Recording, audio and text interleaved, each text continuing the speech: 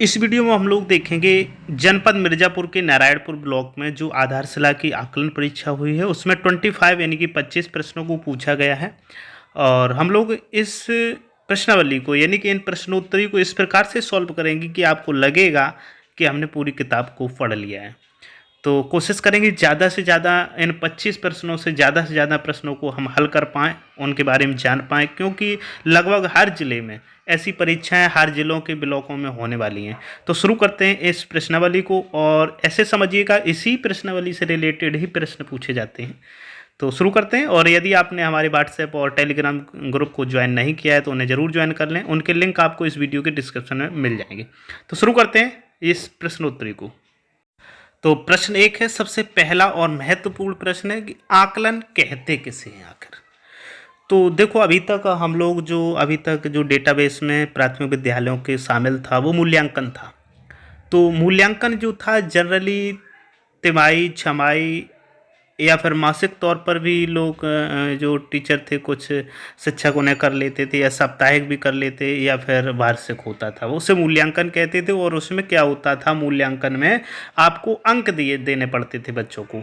और ये है आकलन। तो आकलन आप हर जगह कर सकते हैं, शिक्षक कर सकता है, विद्यार्थी भी आकलन कर सकता है, गार्जियन भी आकलन कर सकता है, आकलन बच्चे का कोई भी कर सकता है। तो वो होता है आकलन, जिसके लिए कोई एक निर्धारित समय सीमा नहीं होती है, कहीं भी कैसे भी आप आकलन कर सकते हैं। तो इसका जो सही उत्तर होगा वो होगा बीच बीच में जांचने वाला काम, उसे कहते हैं आकलन।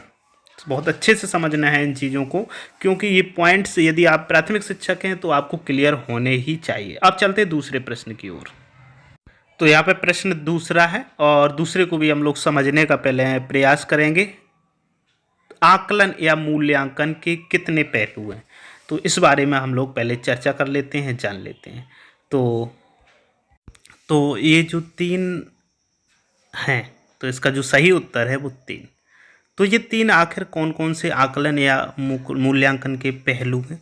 तो इसमें हम लोग बात करें, पहला जो इसका पहलू है वो कक्षा में काम के दौरान आकलन। जो कक्षा में हम लोग किसी भी प्रकार से मौखिक या लिखित रूप में पढ़ाते हैं, उसके दौरान जो हम लोग उनका आकलन करते हैं या मूल्यांकन करते हैं, एक तो वो पहलू होता है। और जो दूसरा पहलू होता है वो होता है भाषाई कौशलों का आकलन एवं मूल्यांकन। भाषाई कौशल, भाषा में उन्होंने जो निर्धारित दक्षताएं हैं उन्हें प्राप्त किया या नहीं किया, उस आधार पर उनका मूल्यांकन किया जाता है। और तीसरा जो होता है वो होता है गणितीय कौशलों का आकलन, गणितीय क्षेत्र में किस प्रकार से उन्होंने प्रगति की। तो इस प्रकार से इसके 3 पहलू हैं। अब देखते हैं आज का नेक्स्ट प्रश्न यानी तीसरा प्रश्न। तो प्रश्न 3 है, शिक्षक अपना मूल्यांकन कैसे करते हैं। देखिए, जिस प्रकार से हमारे बच्चे होते हैं, जो छात्र होते हैं, वो अपना मूल्यांकन करते हैं। अपना मूल्यांकन कैसे करते हैं, स्वयं के द्वारा करते हैं या फिर अन्य अपने साथियों के द्वारा करते हैं। उसी प्रकार से हमारे जो शिक्षक हैं, शिक्षक साथी हैं, वो भी स्वयं का आकलन कर सकते हैं और अन्य शिक्षकों की सहायता से भी अपना आकलन कर सकते हैं। तो इस प्रकार से इस प्रश्न का अगर हम उत्तर दें तो इस प्रश्न का उत्तर होगा तीसरा, यानी कि दोनों से आकलन कर सकते हैं, स्वयं से और अन्य शिक्षकों के द्वारा। अब चलते हैं हम चौथा प्रश्न है, बच्चों में सीखने का रिकॉर्ड कितने तरीकों से रखा जाता है। तो देखो, जो बच्चों की सीखने का रिकॉर्ड है वो 2 तरीकों से रखा जाता है, और वो तरीके 2 कौन कौन से हैं। तो एक तो तरीका ये है कि उनके रिकॉर्ड को आप फाइलों में रख सकते हैं, और दूसरा जो तरीका है वो आप पोर्टफोलियो के रूप में रख सकते हैं। तो ये 2 तरीके हैं जिनके द्वारा आप बच्चों का रिकॉर्ड रख सकते हैं। तो इसका सही उत्तर है 2। अब चलते हैं हम लोग 5वें प्रश्न की ओर। अब बात है यहाँ पे 5 नंबर की। तो 5वां प्रश्न क्या कहता है, बच्चों के सीखने की आकलन का रिकॉर्ड रख सकते हैं। तो ऑलरेडी मैंने पिछले ही प्रश्न में आपको बता दिया है, फाइल के रूप में और पोर्टफोलियो के रूप में इसको रख सकते हैं। तो इस प्रकार से जो उत्तर होगा 1 और 2 दोनों सही होगा। अब चलते हैं नेक्स्ट प्रश्न की ओर। तो नेक्स्ट प्रश्न है, इसको थोड़ा समझने की कोशिश करेंगे क्योंकि हमारे पास प्रश्न नहीं है, उत्तर से बनाने का प्रयास करेंगे। पहला उत्तर है, एक ही संख्या को बार बार जोड़ने की अवधारणा। तो जब जोड़ने की बात आती है, बार बार जोड़े, जैसे 1 है, 2 से लेके चलते हैं। जैसे 2 है हमारा, 2 में 2 जोड़े कितना बनेगा, 4। फिर क्या करें, जो 2 में 2 जोड़ा 4 हुआ, फिर 4 में 2 जोड़े 6, फिर 6 में 2 जोड़े 8। तो इस प्रकार से ये जो प्रक्रिया बन रही है वो क्या बन रही है आपकी, बार बार जोड़ने से। जैसे 2 को 2 बार जोड़ा 4 हुआ, 2 को 3 बार जोड़ा 2 तिया 6, तो ये एक गुणा की अवधारणा बन रही है यहाँ से। इसी प्रकार से एक ही संख्या को बार बार घटाने की अवधारणा, अगर यहाँ पे घटाने की बात कर दी जाए तो वहाँ पर भाग की बात हो जाती है, यानी कि डिवाइड की। और एक ही संख्या को कम करना, ये बात आ जाए तो ये अलग हट के बात हो जाती है। तो यहाँ पर गुणा, यदि प्रश्न में गुणा की बात की जा रही है तो इसका उत्तर पहला होगा, और यदि प्रश्न में जो है भाग की बात की जा रही है तो उस स्थिति में इसका उत्तर दूसरा होगा। तो यहाँ पे प्रश्न के आधार पे ही उत्तर दे सकते हैं। अब चलते हैं नेक्स्ट प्रश्न की ओर। नेक्स्ट प्रश्न है हमारा 7 नंबर। तो इसमें क्या है, अपेक्षित स्तर क्या है, तो इसको थोड़ा डिटेल में हम लोग समझ लेते हैं। सबसे पहले जो सूचक की बात करते हैं तो इसमें सूचक जो होते हैं वो आपके 4 होते हैं। कौन कौन से होते हैं, 4 सूचक होते हैं, और उन 4 सूचकों में है A, B, C और D।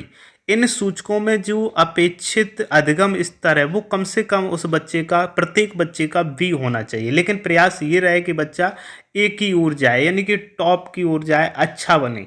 तो लेकिन फिर भी यदि कम रहता है तो B तक तो होना ही चाहिए। तो अपेक्षित जो स्तर है वो B होना चाहिए 101%। अब चलते हैं नेक्स्ट प्रश्न की ओर। तो नेक्स्ट प्रश्न क्या कह रहा है, इसे समझते हैं। नेक्स्ट प्रश्न है आपका हर सूचक में स्तर होते हैं। तो मैंने पहले ही बता दिया आपको, हर सूचक के जो स्तर होते हैं वो A से लेकर D तक, यानी कि 4 स्तर होते हैं, और इसे आप अपने आधारशिला मॉड्यूल में देख भी सकते हैं।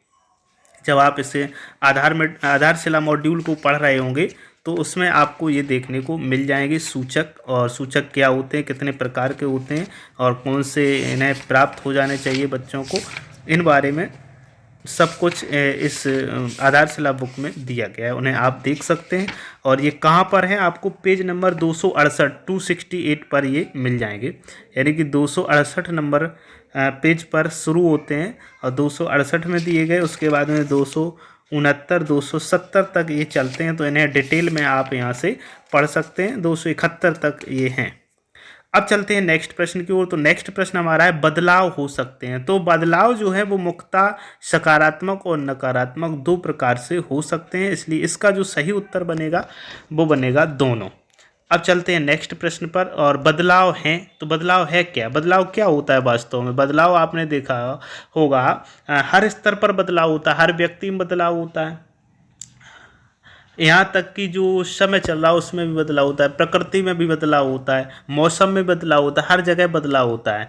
तो बदलाव एक स्थिति से दूसरी स्थिति को पाना ही बदलाव है। यहाँ पे हमें जो बदलाव चेंज देखना है वो अपने बच्चों में चेंज देखना है। तो बच्चा मान के चलिएगा, जब विद्यालय में आया तो वो केवल एक अपनी लैंग्वेज जानता था, यानी कि मातृभाषा, अपने उसकी घर की भाषा। तो उसके बाद में आपने उसको सिखाया, प्रयास किया, उसको माहौल दिया, तो वो दूसरी और तीसरी भाषा भी सीखता है। तो ये उसके अंदर बदलाव आ रहा है, बस इसी को कहते हैं बदलाव। या फिर बच्चा कुछ जानता था, उसे आपने उसको नेगेटिव किया मतलब नकारात्मक प्रभाव उस पर पड़ा, तो जो जानता था वो भूल सकता है। तो इस प्रकार से ये भी बदलाव हो सकता है। तो इस प्रकार से ये होते हैं आपके एक स्थिति से दूसरी स्थिति को पाना बदलाव कहलाता है। अब चलते हैं नेक्स्ट प्रश्न पर, और नेक्स्ट प्रश्न है 11 नंबर। तो 11 नंबर प्रश्न है फाउंडेशन लर्निंग शिविर में कितने कार्य दिवस होते हैं। तो देखो, जो फाउंडेशन लर्निंग शिविर है वो 50 दिन का है। उसी प्रकार ध्यानाकर्षण लर्निंग शिविर की अगर बात की जाए, ध्यानाकर्षण, तो उसमें भी 50 दिन का लर्निंग शिविर होगा। इसमें क्या होगा, विशेष कक्षाएं चलाई जाएंगी, जो बच्चों को इसमें नॉलेज दी जाएगी, जिससे कि सभी बच्चे जो पिछड़ रहे हैं वो साथ में आ सकें। अब यहाँ पे फाउंडेशन लर्निंग की बात है तो बच्चों के लिए, यानी कि विशेष तौर से ये कक्षा 1-2 के लिए होता है। और ध्यानाकर्षण की बात की जाए तो ये कक्षा 3 से लेकर के 8 तक के लिए होता है। और इसमें 7 सप्ताह को शामिल किया गया है, जिसकी कार्य योजना आपको आपके फाउंडेशन लर्निंग जो बुक है, यानी कि आधारशिला की हस्त पुस्तिका है, उसमें ये दी गई है।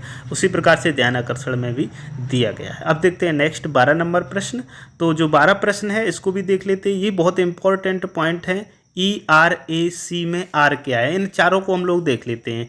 E का मतलब क्या होता है यहाँ पर, उसके बाद में R का मतलब क्या होता है, फिर A का और C का। तो E का मतलब है एक्सपीरियंस से, आर का मतलब रिफ्लेक्शन, ए का मतलब एप्लीकेशन और सी का मतलब है कंसोलिडेशन। तो यहाँ पे हमें देखना है आर का, तो आर का क्या है, रिफ्लेक्शन इसका सही उत्तर है। अब चलते हैं नेक्स्ट प्रश्न यानी कि 13 की ओर, और 13 नंबर प्रश्न है कक्षा शिक्षण में बच्चों के आकलन का मुख्य आधार क्या है। तो देखो, जो हम कक्षा शिक्षण करते हैं, कक्षा में पढ़ाते हैं और उसका जो हम लोग आकलन करते हैं, तो अपेक्षित जो लर्निंग आउटकम्स होते हैं, जो उसके सापेक्ष उसकी प्रगति क्या है। जो हम कक्षा शिक्षण जब करते हैं यानी कि टीचिंग प्लान बनाते हैं, तो उसमें हम लर्निंग आउटकम लिखते हैं और उसके प्रति उसके सापेक्ष बच्चे ने क्या सीखा है उसका जब हम आकलन करते हैं, वो जो निकल कर आता है उसी को कहते हैं आकलन का मुख्य आधार। अब चलते हैं नेक्स्ट प्रश्न की ओर। तो नेक्स्ट प्रश्न क्या है, इसको समझते हैं। अभिभावकों तक बच्चों की प्रगति की जानकारी देने का उद्देश्य क्या है। समझना है इस चीज़ को कि जो अभिभावक हैं उनको बच्चों की प्रगति की जानकारी देना है।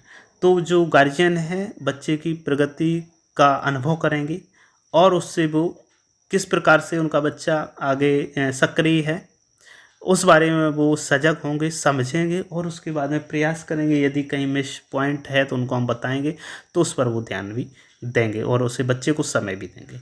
तो इस प्रकार से जो सही उत्तर इसका बनेगा जाके उसको समझने का प्रयास करते हैं। बच्चे की उपस्थिति सुनिश्चित करना, इस बारे में भी यदि नहीं आता है तो उसके बारे में भी बताएंगे। तो बच्चे का और विद्यालय क्रियाकलाप में प्रतिभाग और विद्यालय के नामांकन में वृद्धि, घर पर पढ़ाई का उपयुक्त माहौल देने के लिए। तो ये लगभग सभी पॉइंट सही लगते हैं, ऐसे पॉइंट्स हैं इनमें।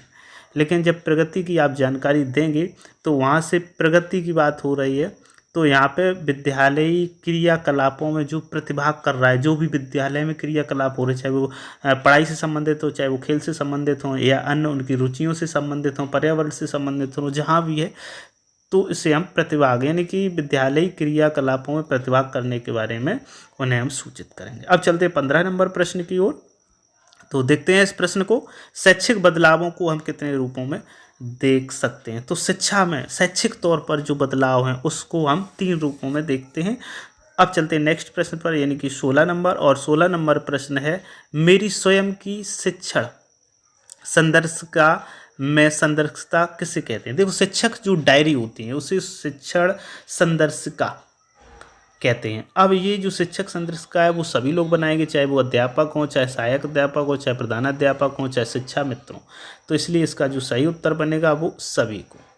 अब चलते हैं नेक्स्ट यानी कि 17 नंबर प्रश्न पर। तो 17 नंबर जो प्रश्न है उसको समझते हैं। फाउंडेशन लर्निंग सप्ताह की कार्य योजना कक्षा 1 और 2 में गणित भाषा के लिए किसके लिए इसको ध्यान में देने की आवश्यकता है। यहाँ पर गणित भाषा के लिए किस पेज पर दी गई है। तो गणित भाषा की जो दी गई है वो 283 और 284 नंबर पेज पर दी गई है। अब यहाँ पर शुरुआत अलग अलग विकल्पों में चूँकि 83वें 84वें, तो इसकी जो शुरुआत की गई है वो 83 से की गई, इसलिए इसको हम सही करेंगे। और इसके अतिरिक्त जो 81 और 82 यानी कि 281 और 282 नंबर पेज है, 281 और 282, यहाँ पर क्या है, यही गणित की जगह पर भाषा के कक्षा 1-2 का फाउंडेशन लर्निंग सप्ताह की कार्य योजना को दिया गया है।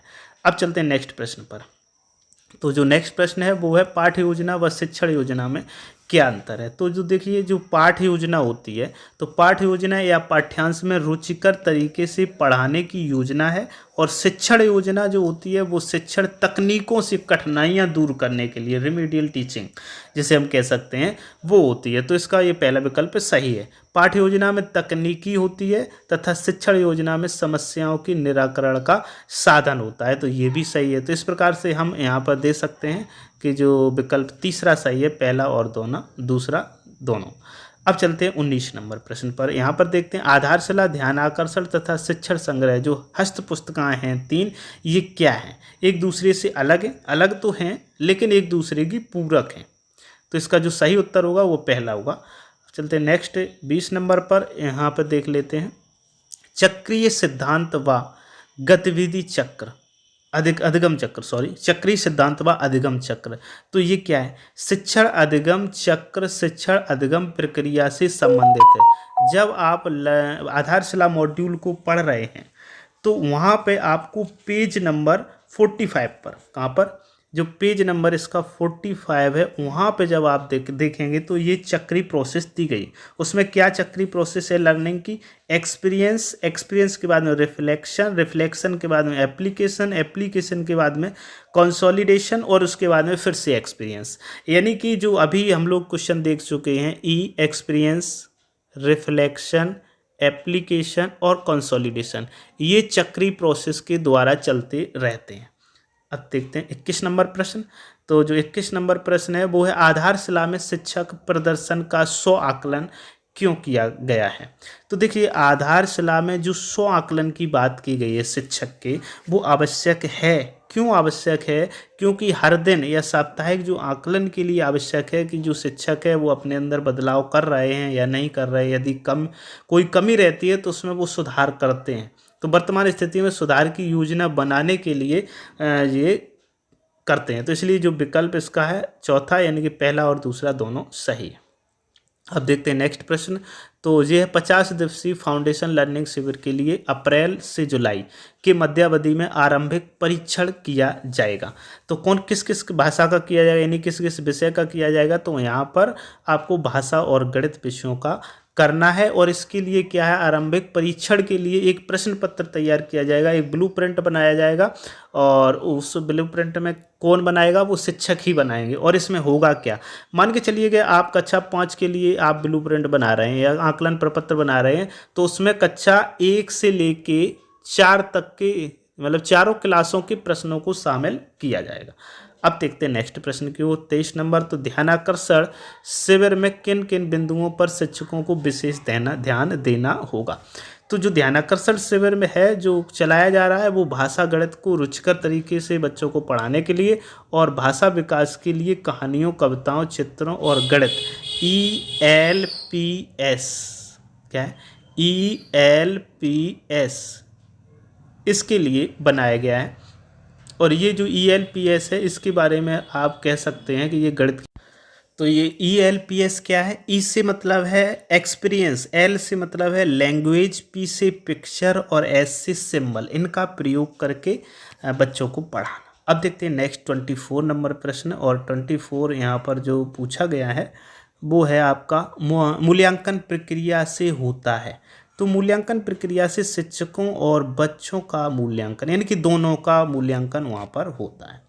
अब चलते हैं नेक्स्ट और आज का अंतिम प्रश्न है आधारशिला मॉड्यूल में कितने भाग हैं? तो देखो आधारशिला मॉड्यूल में आपके 6 भाग हैं।